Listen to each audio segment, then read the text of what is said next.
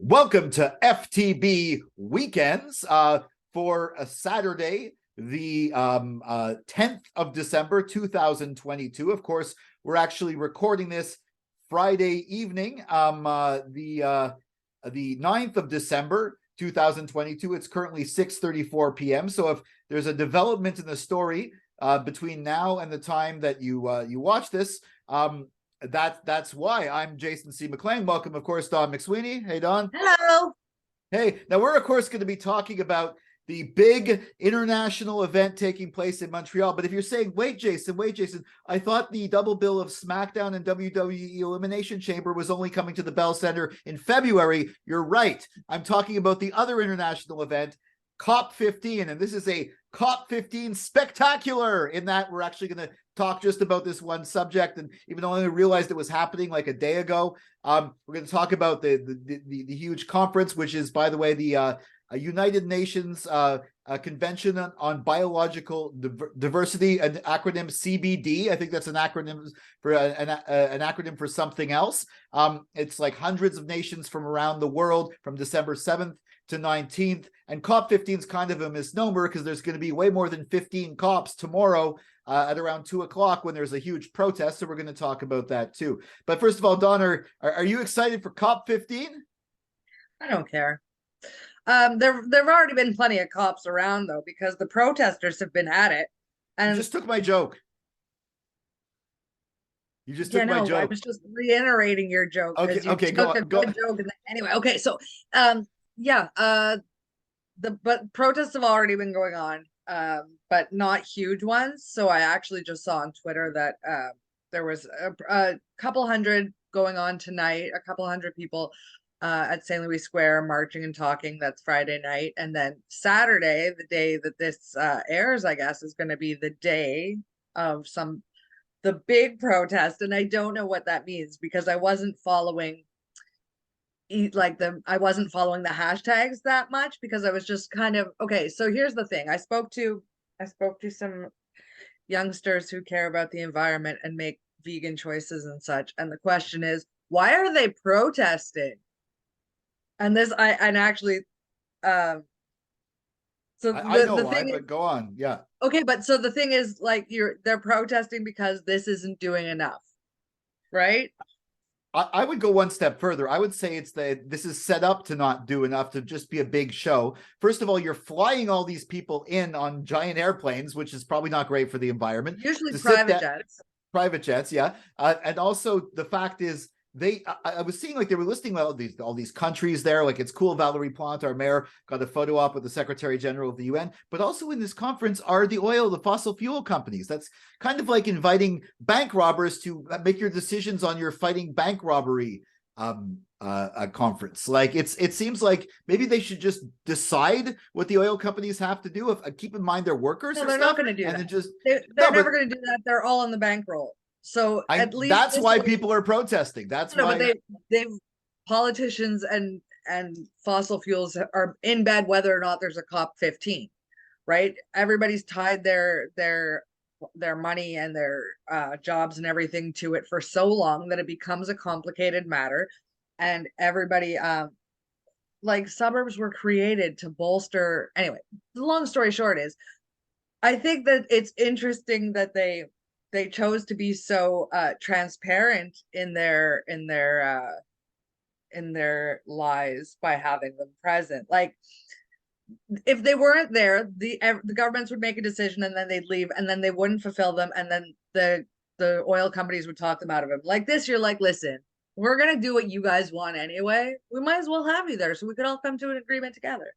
Yeah, but I think that's why it makes sense. There's always protests, these giant, like, multinational things, because the people aren't doing enough about important things like the environment. And even in this one that's supposed to be about the environment, they still aren't doing enough about the environment. Like, I mean, and that's why I understand. Although this kind of snuck up. I'm a big protest guy.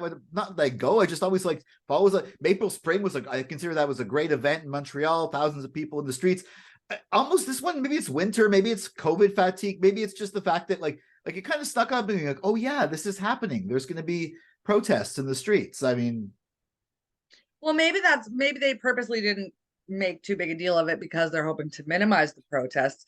But again, it's like, I love the environment. I'm a big fan. I think we should keep trying to keep the earth alive, so it keeps keeping us alive. Like, it's all very connected to me. But I don't. What's the protest going to do? I also love a good protest. Make no mistake, I was at Occupy, and that had no actual goal, and I loved it there. But that is a very specific goal, to occupy, and it accomplished it for a certain amount of time. Yeah, and in that we did accomplish the that, goal. that was a very realized goal, actually. That protest. It was very. It's true. Really did what it said. But the question is, what is it that they want? Do they want to?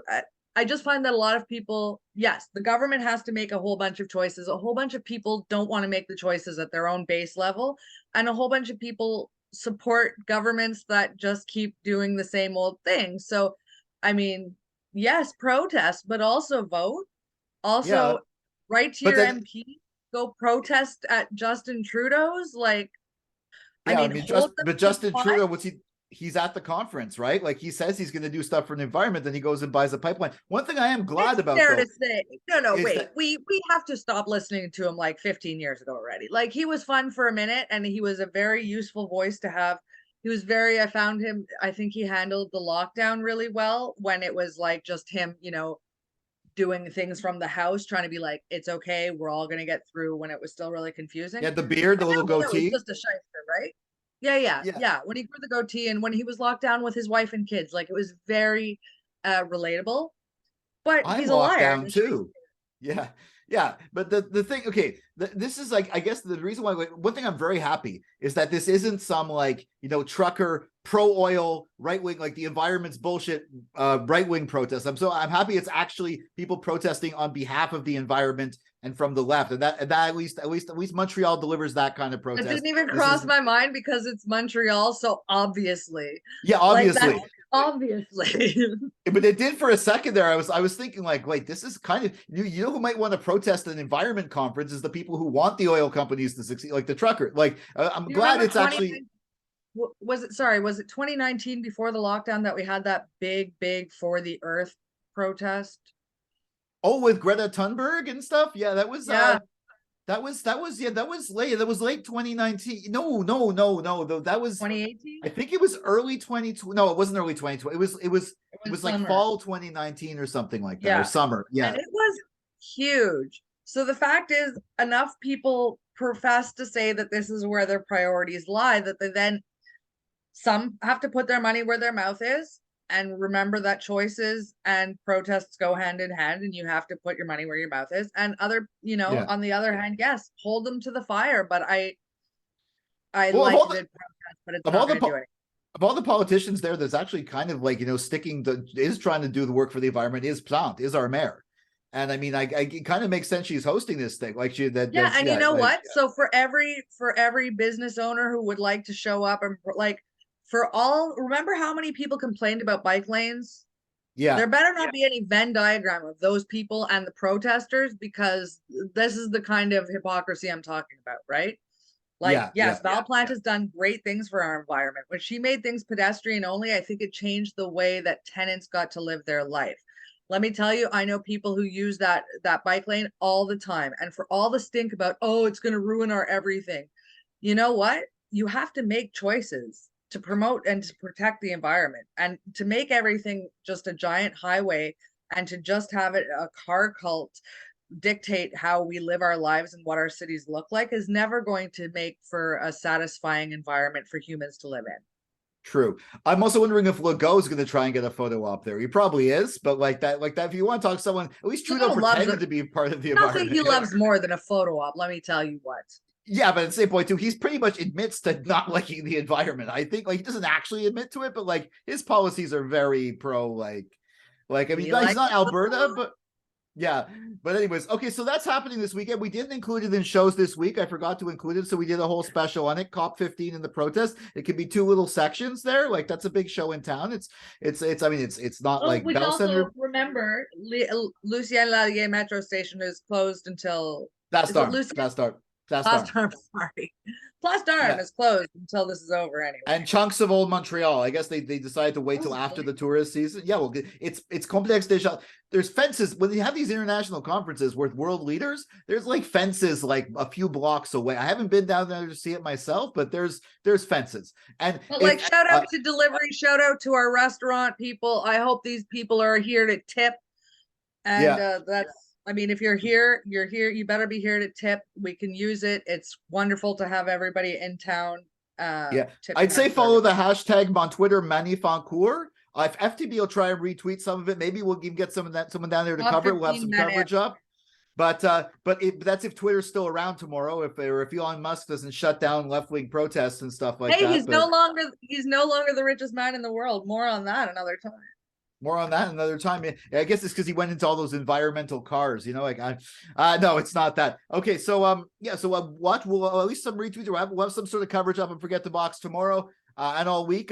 Follow Dawn McSweeney at McMoxie on Twitter and Instagram. Me at Jason C. McLean on Twitter and Instagram. Follow at Forget the Box. If you're watching this on Facebook, like, share, subscribe, share the video. If you're watching this on it's on Instagram. If you're watching this on YouTube, smash the like button, ring the bell for notifications, subscribe, follow Forget the Box for obviously our make sure you get that Android app that we got there going. And for all your daily content, check out forgetthebox.net. We'll catch you next week for another FTB weekend.